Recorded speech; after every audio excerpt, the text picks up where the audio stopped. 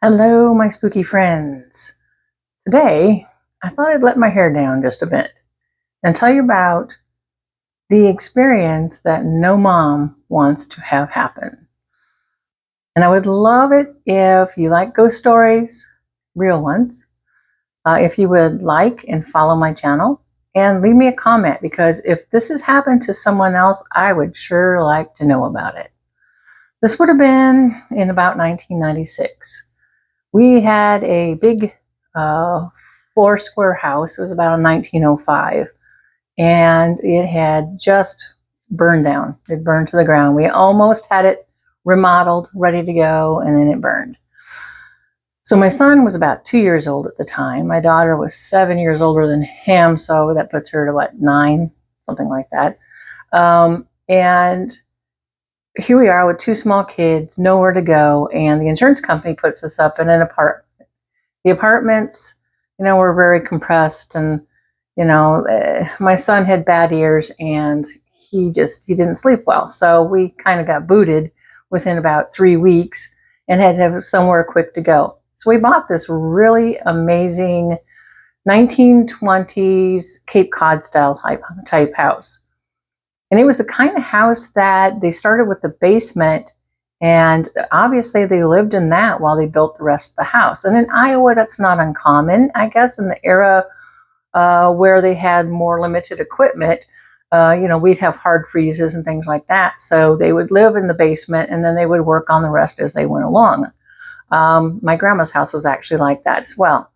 But this house had a full basement, beautiful living room with a fireplace, and full galley kitchen, full bathroom, everything you needed to live in that basement.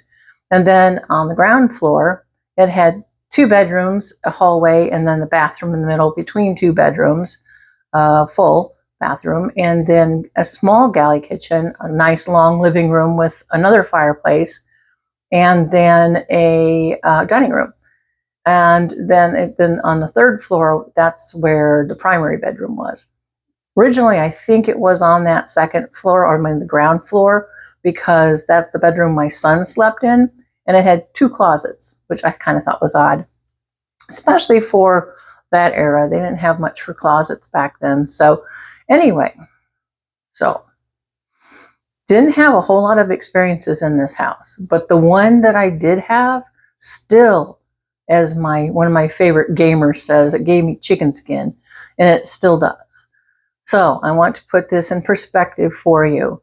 My son finally, once we moved to that house, they finally had they were waiting until he was a certain age, and they finally put tubes in his ears, and he started to be somewhat of a normal child.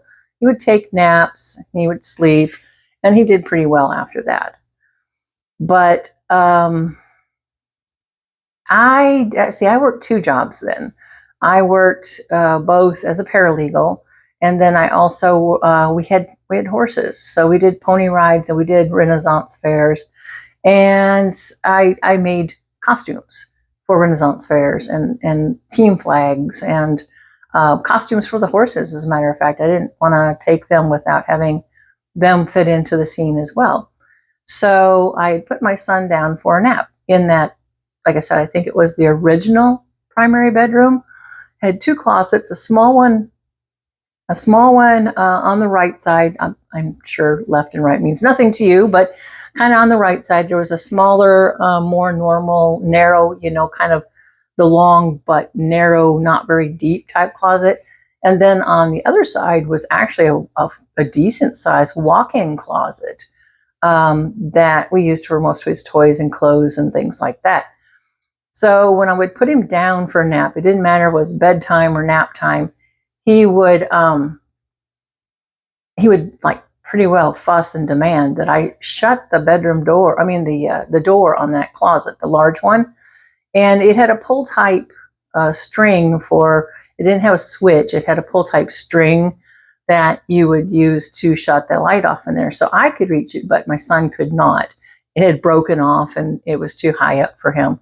So I would make sure that was off, shut the door, and then typically he would, he might not nap, or he might, but generally he would just sit on his bed with his little legs crossed and play with his Transformers or his Power Rangers, his favorite toys ever. And then he would just talk himself to sleep, basically.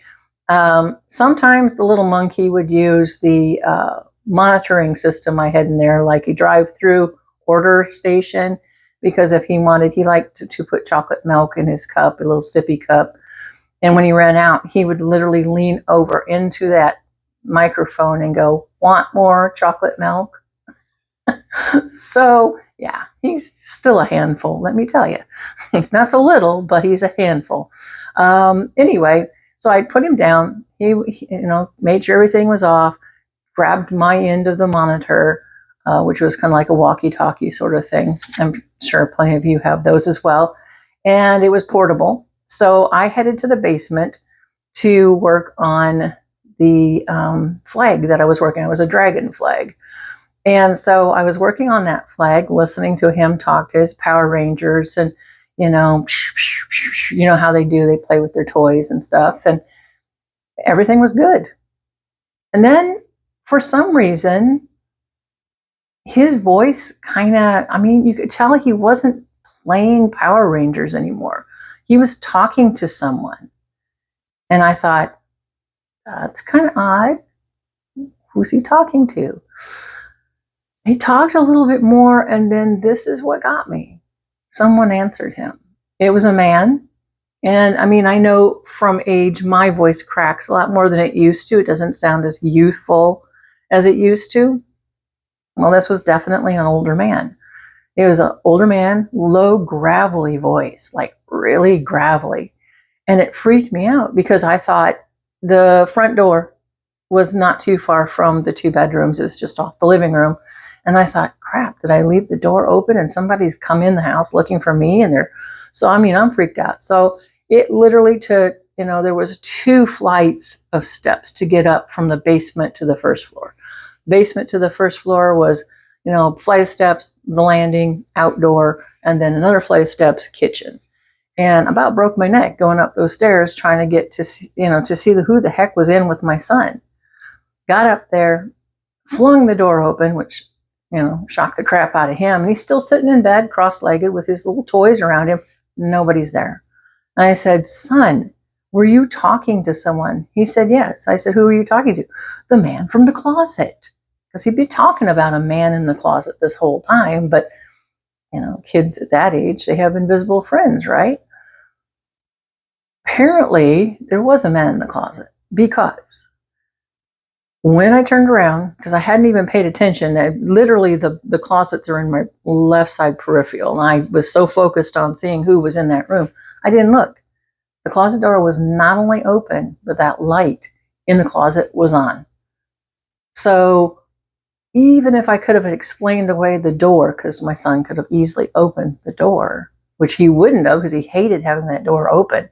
But even if he had, he could not in any way, shape, or form have pulled that light switch on. So I'm happy to say I don't think that ever happened again. Last time sort of thing, but maybe it did and I just didn't know it, because my son complained about that all the time.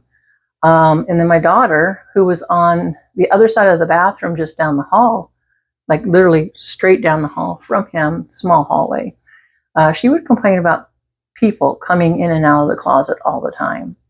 And she was a little different. She still is. She's definitely gifted. She had people that would stand at the foot of the bed. And her dog, we had a Doberman. His name was Duke, and we adopted him. He wasn't even one we raised, but she would wake up and Duke would be saying, "Duke has to potty," and she would wake up and the dog's face was right here. So she has something going on. She definitely is connected in some way or another. But what can I say? But I'm just curious. I don't understand what is going on with under the bed and closets. I know our theory as ghost hunters is that there's portals. there's portals to these dark, large, maybe long, creepy spaces, places under the bed, in the mirror, because they had a large mirror in that bathroom. So I always wondered if something generated from that. But what are your opinions? Why are we so, as a collective, why are we so afraid of things like closets and dark spaces? Why, if something happens in your room, does it always seem to emanate from the closet or under the bed? My bed actually came with what I think is strange, because I didn't actually pick it for this way, but it's got a slight glow to it. So there's always a light under the bed. And I'm like, why don't they do that with kids? Why don't they make kids' beds with a small light under the bed, so that then maybe it's not so scary? But yes, so I just would love to have your opinion. Have you ever had anything like that happen, where you heard something on a baby monitor, that you don't know, you can't explain it? Why do you think that these things emanate from closets? Again, I think the only theory that we have working right now is that they're portals, that things come and go. And as we know, the world's a strange place. We cannot explain everything. We might think we have a grasp of everything around us, and then that's when everything changes. So I don't know. But like I said, you can believe me, or you know, this is the one of the few stories that I think my son probably could still corroborate it. He's, what is he, 33 now? So he's 30 years later, but I'm pretty sure he remembers it. There's lots of things like the bird that talked like ghosts, basically. He remembers that because the bird was in his room. Lucky duck. But I'm just curious. I'm always open to your opinions. Like I said, if you don't believe me, that's fine. It happened to me. You can't say, for a fact it didn't, because you didn't walk in my shoes, but I can't prove it to you because it's been 30 years. So I would absolutely love your opinions. I would love to hear what maybe happened to you that might have been similar. I know people will be doing dishes and hear their voice, or a voice of maybe of someone in their family calling their name, but nobody's there. So I know in the Appalachians, they say if you hear someone calling your name, no, you didn't. And I've always been of that mind in general anyway. If somebody's calling my name and I know no one's home, yeah, I don't hear that. Nope, didn't hear it. So I would love to hear your opinions, and I hope you had a wonderful weekend, and I will see you in the next one. Until then, stay spooky, my friends. Thanks.